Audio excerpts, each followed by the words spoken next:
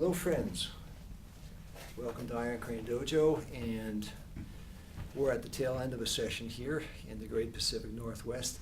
And what I'm going to do today is go further down the road of my self-defense series, where I'm laying out some of the basic moves and responses to various points of attack on your body. And essentially these are like when people are being annoying and they're grabbing you or about to attack you and they're trying to set up an attack with a grab.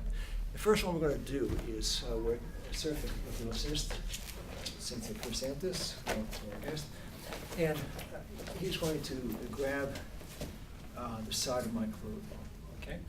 And if let's turn this way so we can get a better look at the grab. And bring the camera in if you will. The thing about a grab is you need to know both sides of it. If somebody grabs you, there's a right way to grab and an inefficient way to grab. So when he's grabbing 1, 2, 3, and he's locking my clothing like that with his bottom 3 fingers. Okay, now that's a good grab. If I try to pull away, see, he's got me locked. And the trick is, I'll let you see this. Open your hands a little bit. See, if these bottom 3 fingers are hooking properly on the clothing, and it begins to close a little bit, as I pull away, I'm actually pulling the fingers into a tighter curl on the clothing. And it makes it a good tight grip, which becomes even tighter as I try to pull away. Now let's just suppose, for example, he grabs like this, using the strongest part of his hand, which is these 3 fingers. Okay. As I pull away, those fingers don't have the same inherent inefficiency as this. They open when there's a pull. So I just pull and you pull away. So you need to know that. If people grab you with these 3 fingers, it's pretty easy to get out. You just move them off. With the second 3 fingers, you have to have some other kinds of techniques. Okay, so that's it. Let's take a look at a few things that you can do, just as a quick setup. He grabs. The obvious thing that you need to always keep in mind is when somebody grabs you, you know where they're at. Okay? It's sort of like a gift. So he lets go. He's here. Anytime I move, he can avoid me. He can move about. And I don't know exactly where he's at or how he's going to plant or where his balance is shifting to. As soon as he grabs me, I know exactly where he's at and where his balance is at. Okay, so first thing, once you know where somebody's at, you know how you can hit them. So I can hit. And let's go over here and get a better view. Grab me a little bit deeper in, if you will, so I can get a clearer look at this. Hit. Pressure points. Pressure points. Okay, pressure points. Pressure points. Pressure points. See? Okay? Elbows, crosses, bring the person down. All of that because I know where he's at. Okay, so he grabs. The second thing you need to understand is when you're in this position and you know where the person's at, you actually are able to control the person's balance just by simple maneuvering of the arm. So let's just say he's going to kick me. See, as he's about to kick, I change his balance. He can't get his foot off the ground. And you see how I changed his balance. Coming over here with the camera so you get a good straight on view of this. See, and I feel that he has the thought to kick. So when he moves, see, and I drive the balance down. Okay? So his balance is now leaning this way. He can't get the kick off. And if I want him to go further in that direction, it's like I'm turning a wheel, I cross his over. And over he goes. Okay? So you need to practice this on your own. Somebody grabs you and then they punch. See, now when I do this, I change the balance. He's about to punch. And I change the balance. He grabs and he kicks. I change the balance. And that's a very subtle concept that you have to perfect in everything that you do. When somebody grabs you or attaches to your body, you know where they're at. And when you know where somebody's at, you know where their center line is, and you know how to alter that center line so the points are no longer vertical and stable. And it's an enormous weapon that most attackers don't even know that you have. Okay. Having said that, he grabs, lock, down, quick move on the head, turn. Notice the break of balance and he goes over. Now that's one that we just did. Okay? Same concept. He grabs, he's about to punch, I'm over the top, I'm taking the hit, bringing him down. Still controlling the body as he's down. And we're not going to do ground techniques this afternoon. I just want to show you how to manipulate from the standing position. Hold back up, sir. He grabs again. A quick move at this point is the 6-gun release. And I'm just going to show this to you. This is sort of a trick move more than anything. And it's good just to play with so that you know moves like this exist. I'm not saying that this is going to save you in a life and death situation, but it will help you at the Christmas party when someone's annoying and you want them off of your body. So to grab you, we're going to do a turnabout here. And we call this the 6-gun because it looks like I'm Billy the Kid with a 6-gun. Let go just for a second. This is the move. Up, down, not up and out. Up, down. So he grabs. It's up, down. Again, up, down. Now I'm on the wrist here with the U hand. Come over here so you can show the U hand. Look over my shoulder, if you will. That's the U hand. Now what I'm going to do is I'm going to roll the fingers back and use this for counter leverage. And this becomes a bent arm, inverted bent wrist, upward forced lock. And what I have to do for this to work is I have to be low, going high on my attack. Now as I do that, you can see the kind of pressure it's putting on him. I can do it with my palm, or I can do it with my wrist. Watch how I roll it underneath. I roll it, and I'm underneath. I see how I'm underneath him here? That's an important facet of this. This is generally considered to be a shorter person's technique employed against a taller person. A taller person can use it nonetheless, but you have to make an adjustment in the height relationship that you share with the attacker. So he grabs. Now I'm taller than he is. If I do it the lazy way, and I go up, down, and in on him, I'm going straight away. You see, I don't have leverage. He has leverage on me. And as I push, he now knows where I'm at. As soon as I push, he feels my center. And then he can just easily break my balance by moving on me. Good, just give me a push. Okay, you can see that.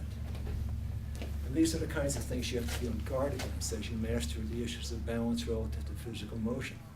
So he grabs. What I have to do, because I'm so much taller, is I have to apply the technique in such a way that underneath, and you can see the lift that I get on him there. Literally, the person will go flying. Now, I'm going to show you the wrist roll one more time. I showed you that a second ago, but I want you to get a better look at it. And let's have the camera at this angle, sir, if you will. I do the release. You've seen the release already. I go here. The wrist roll. I'm here, and I roll underneath. And I'm deeply underneath now. Even if he throws a punch, you see, I'm so far underneath. Yes! Now, the cool thing about this is if there's a wall or another attacker behind, I can just drive him into that. Okay? You can see the power there. Fact is if I was being attacked and in a fight for my life, I might not do this technique. If I was in a fight for my life, I might just go for the vitals. See what I'm saying? You know, there's just not a lot of time that you have to play patty cake with somebody if your life's on the line. But if someone's just being annoying at the Christmas party and this doesn't get them off of me, I'll say, look, just leave me alone for a while, okay? Have a Merry Christmas or Happy New Year or whatever the situation is. But just like, no. If you're in a situation where you're trying to be nice to someone and they decide to try to hit you or lay one on you anyway, so you're here, and I'm backing off and he swings at me, you can break the rest of the fingers. You saw the little thrust I put in there and the kind of import that it has against his body. Now I'm going to show you another technique that's also a control technique. And the setup on this is a little tricky, so we're going to give you a good look at this. He grabs, I'm underneath, and I pin my left arm to the front of his chest. And you see the, coming over here, so both walk around me so they can see the whole setup on this.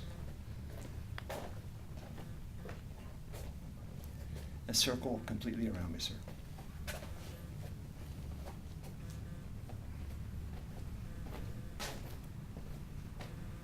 Okay, now this is another technique which favors a shorter person.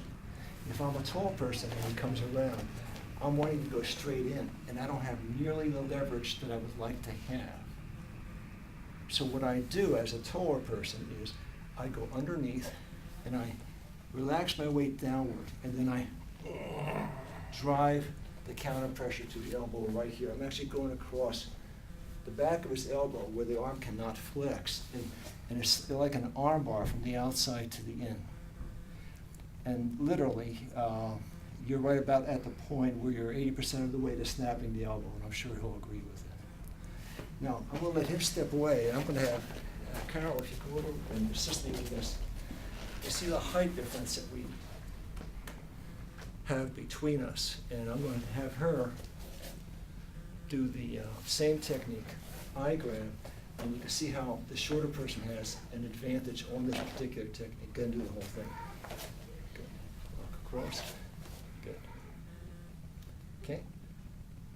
And you can see that she has pressure on my arm just by virtue of the size difference between us.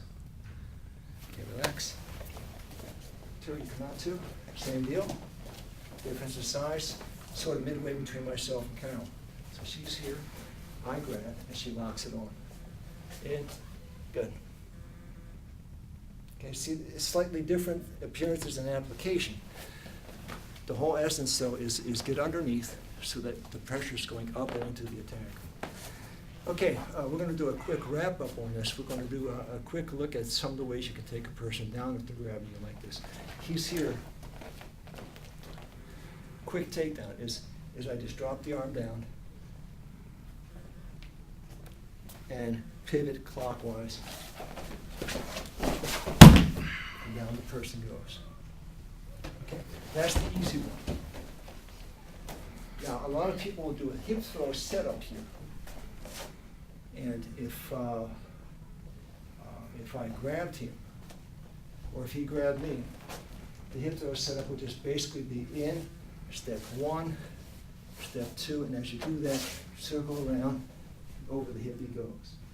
Now we talk about throws elsewhere, so we're not going to hammer on that too much right now. You can see the hip throws elsewhere on the website.